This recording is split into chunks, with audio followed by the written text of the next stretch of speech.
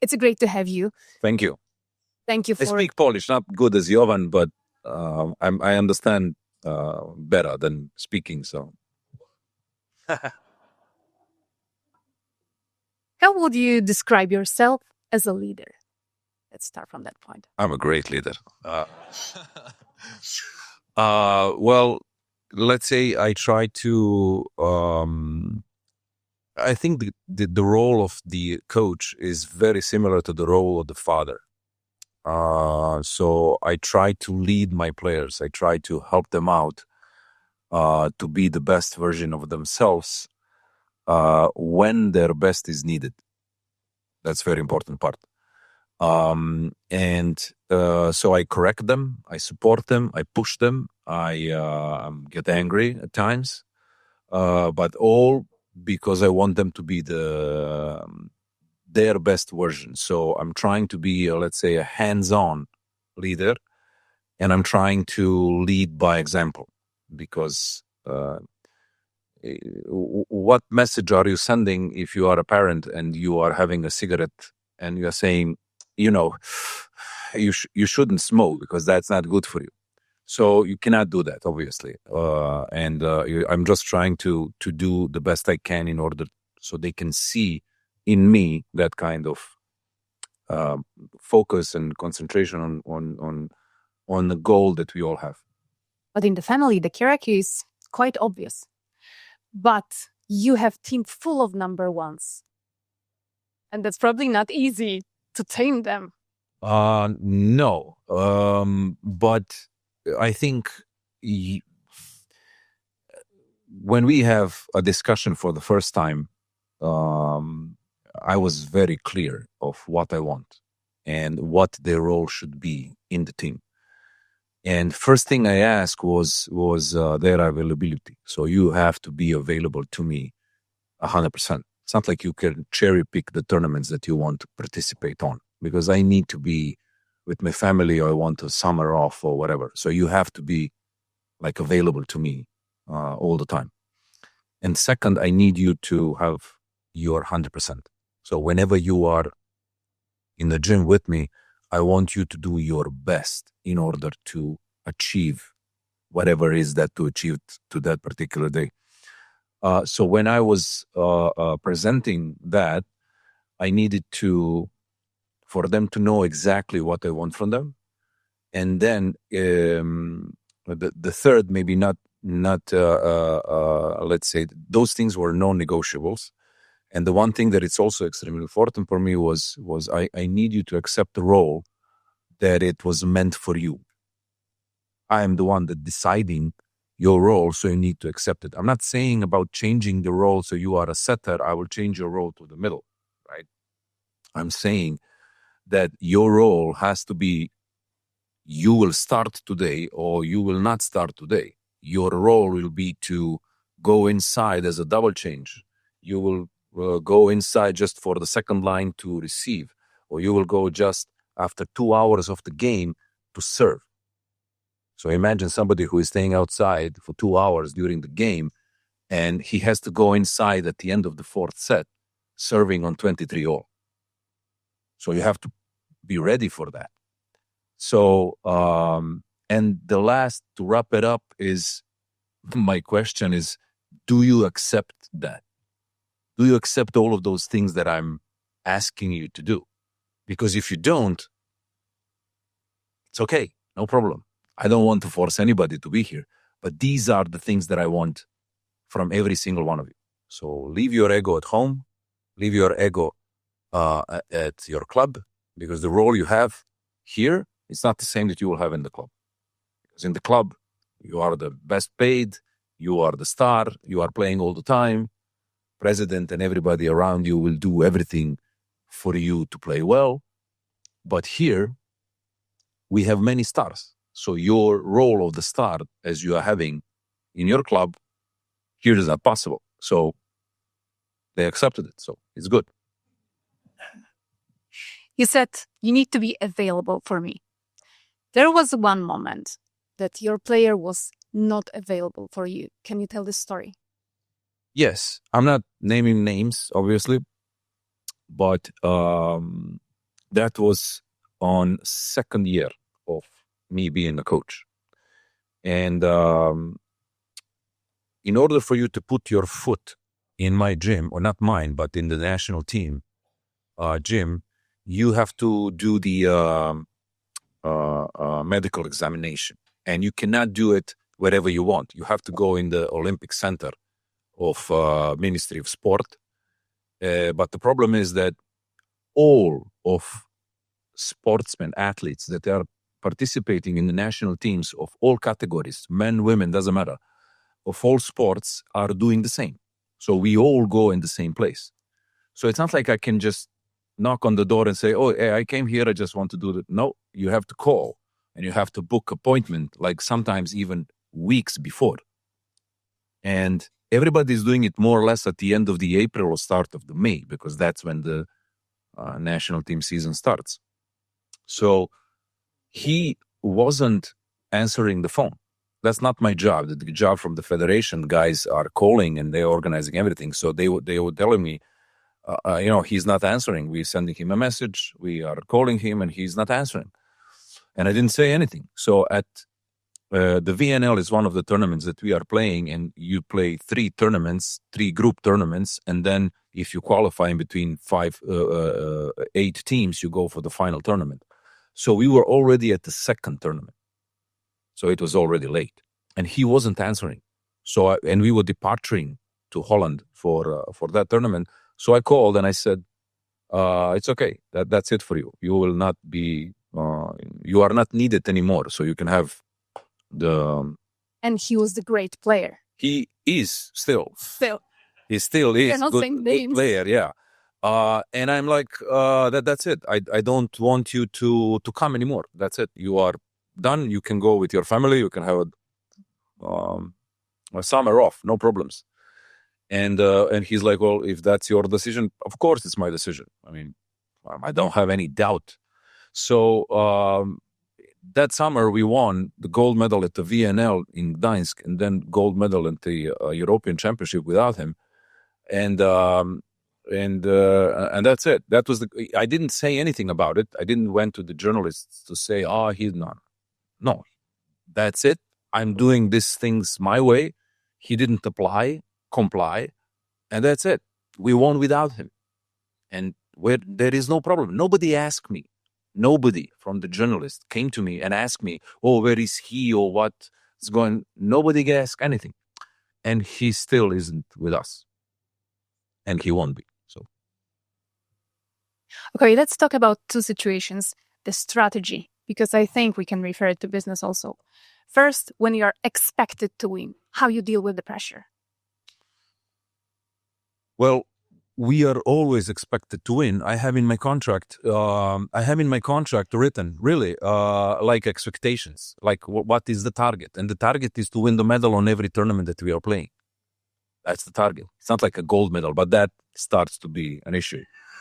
And up until I came to be the coach, Poland would win, let's say, medals on the tournaments, but they never had that kind of continuity in winning medals on the tournaments. So I'm the coach for the last 4 years. We participated in 9 tournaments. One of those tournaments was the qualification tournament for Paris. So we get the baseball hat. We didn't have the medal, but we won even that one. And we have 8 medals from the last 8 tournaments. And obviously, when you have that kind of continuity in results, the expectations are enormous, obviously, from fans, supporters, journalists, sponsors, from ourselves, obviously. So it's something that we are living and eating and breathing every single day. I will give you an example. Last year, during the preparation for the Olympics, I would take a cab to go to Serbia. I wasn't going with the cab in Serbia. I was going to the airport, and the guy taxi driver was, trener, jestem, złoto na igrzyskach. Oczywiście. And I'm like, of course, man. They were expecting the gold medal, right? And I'm like, listen, we just agreed on that. So we will just go there. We will just fly to Paris, and on the airport, they will just give us a gold medal. We don't even have to play because we are so good that we don't even have to play, and everybody else will play for the silver. So I cannot control the things that are out of my hands. I cannot control the expectations of other people. I cannot expect the opinion of other people about me, about my list, about the players that I'm going with. I cannot expect the expectations. I cannot change that. That's something out of my hands. I cannot change how the opponents will play. I cannot change the decision of the referee. So there are many things that I can change. But what I want from my guys is I want you to focus on what you can control. So control your performance, control your focus, your concentration, what you have to deal and do in that particular moment right now. So what happened just a minute ago or 10 seconds ago doesn't have any more importance. So I cannot control my past. It's already in the past, right? I cannot control my future because I don't know what will happen. The guy can miss the service, so we get the point, or we have to attack 7 times in a row in order to win the points. I don't know how that point will finish. And so the only thing I can control is right now, this moment, to be present right now. So that's why it's present. That's why it's a gift. I took this from Kung Fu Panda, to be honest. And it's a great analogy. So yeah, it's but it's true. So I try to make them focus only on the present moment. Okay, and what about losing semifinal? You still have a match. Thank you for that. Yeah. Well, as Johan said, the only gold I'm missing is the World Championship gold. I have 2 silvers and 2 bronze medals, but as a player and as a coach, I won practically all the tournaments that I participated in a sense of winning the gold. And it was also, for me, like egoistically speaking, the huge blow that we lost the semifinals to Italy a couple of months ago. Again, expectations and everything. We came back just with the bronze. So, but I was devastated. I was really. It was one of the worst in my career as it doesn't matter, player or coach. And it was tough. It was, and we had like less than 24 hours to prepare for the bronze medal match. And it doesn't matter who is on the other side. It really, my only goal was to prepare the team the best way possible for that particular game. And that was the hardest moment in my career. I'm saying I'm playing volleyball. I'm with the volleyball since I'm 10 years old. My father was a volleyball player. So I stopped playing volleyball when I was 40. So I had from 17-year-old, first I started as a professional player. I finished at 40 years old. So I had a lot of experience and I'm a lot in volleyball. And that was one of the worst moments I had. And we had less than 24 hours to prepare for the next day's game. And what I did is that exactly what I was talking about before, and exactly what I said before, that I have to be a leader by giving an example. Because if I was thinking about the last day, oh, we did this bad or we didn't do this, it means that I lived in the past instead of thinking about what we have to do right now. And we have to do right now the best we can to win against, at that moment, that Czech Republic was our opponent. But it doesn't matter who was on the other side. We have to do the best we can to win. After we finish and win, then you can go back and be in depression all you want. But now we have to win the bronze medal. So I try to be focused on that moment right now and to prepare and be focused on exactly giving them the information they needed to be the best way possible, ready for bronze medal match. You often change the squad in the team, but you still keep the high level. And do you think the dream team exists? No, absolutely not. You win with what you have. That's one of the best lessons I learned from one of the best coaches in the world in the history of volleyball. And I don't know who he heard that from, but he said that, and he's like, you win with what you have. You don't win with what you should have. Like, we have that middle, or if we had that setter, we would be this, or no, man. We have this, what we have. So we have to do the best we can with what we have, because we will win with what we have. So that was the, and that's my goal. Also goes along with the mentality that I want to share with my players, where you have to be aware that today you don't play well. Somebody else will go in your place, and we will win as a team. That doesn't mean you will lose your spot. That doesn't mean that you will not be anymore. You play one bad game, so you will never be a starter. Absolutely not. And to confirm that, since I took the team in 2022, practically I don't remember. There are very few games that we started with one team and finished it with the same players. Very few times that nobody came inside, nobody go inside to help with the service, as I was saying before, double change or whatever. So, or to go in to change and continue to play. So that also is something that is my mentality, in the sense that the team is the star. And we are just everything that the team needs. Everybody has to put their individual qualities to support the team. So now is the time to ask, what was the biggest compliment you received as a coach? I had a contract until the Paris, and like my assistants. So once we finished, they prolonged the contract for me, and I wanted all of them to continue with me, but for some reason, some private, some they doesn't matter, economic. But unfortunately, practically I changed almost, apart from 2 guys, everybody else. Like I changed 10 guys in the staff, not because I wanted, but circumstances were like that. And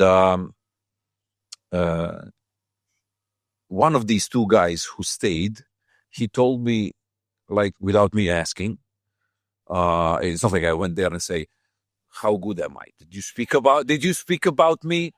No, it was spontaneous. So they are like, the best thing you did, like we were talking about it the other day, was that you convinced all of those stars with a strong character that they are very important for the team, but we can win without them. And yeah, that was the nicest compliment I had as a coach. Yeah. Thanks. If you could spread one message to the young leaders today, what would it be? You try to have a growth mindset. There are 2 mindsets. I read the book about it. It doesn't have anything to do with volleyball. It's a professor from Stanford, Carol Dweck. I don't know if you heard about it.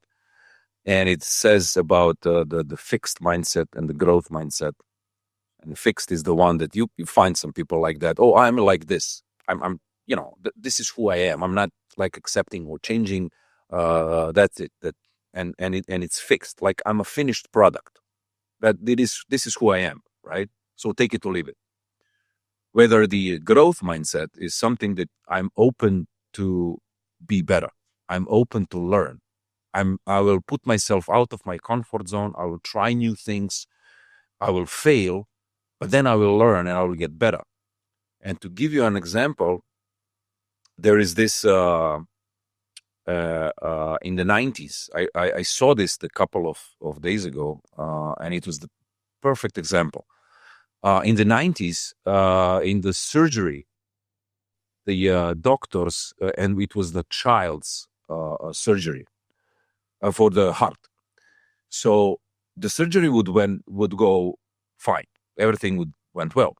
But then they would have some problems afterwards. And from the surgery until the ICU, they had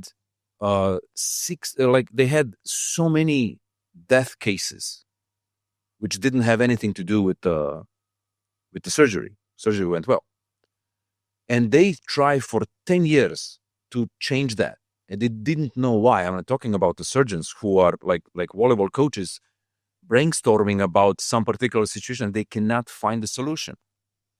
So one day they were in the Mensa at the bar in the hospital, and they were watching Formula One. So, when the Formula One bolide goes outside and they change the tires, so these people weren't talking among themselves. Everybody had the task what he should do, and everybody would do exactly that, and they would change the tire in, now it's like a couple of seconds. Maybe at that time was 4 or 5, doesn't matter. But it was efficient, on the spot, and they changed the tire, and the guy would just go on. So one of the doctors is like, why don't we try to ask them, like how they are organizing that in order for the pilot to lose less time possible and to go on. And the guys from the hospitals were like, what are you talking about? Like, it would take months for us to explain to them what we are doing and what are the things that we are doing, blah, blah, blah. And then, we are trying our best and we couldn't do it. So let's bring them in and see how maybe we can learn something.